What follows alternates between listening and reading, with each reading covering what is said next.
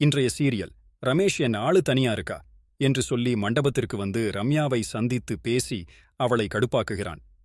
இந்த கல்யாணம் முடிஞ்சதும் நம்ம கல்யாணம்தான் என பேசிக் கொண்டிருக்க ரம்யா மனதிற்குள் அவனை திட்டிக் கொண்டிருக்கிறாள்.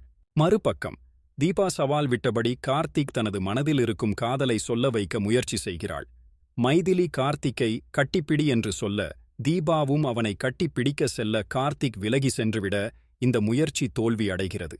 அதைத் தொடர்ந்து மீனாட்சி கரண்ட் ஷாக் அடிப்பது போல நடி கார்த்திக் உனக்கு முதலுதவி தருவதற்காக முத்தம் கொடுப்பான் என்று ஐடியா கொடுக்க தீபாவும் கார்த்திக் ரூமுக்கு சென்று துணியை அயரன் பண்ணுவது போல ஆக்சன் செய்து கரண்ட் ஷாக் அடிப்பது போல மயங்கி விழுகிறாள். ஆனால் தீபாவின் நடிப்பை புரிந்து கொண்ட கார்த்திக் அவளை கண்டுகொள்ளாமல் ரூமை விட்டு வெளியே வந்து விடுகிறான்.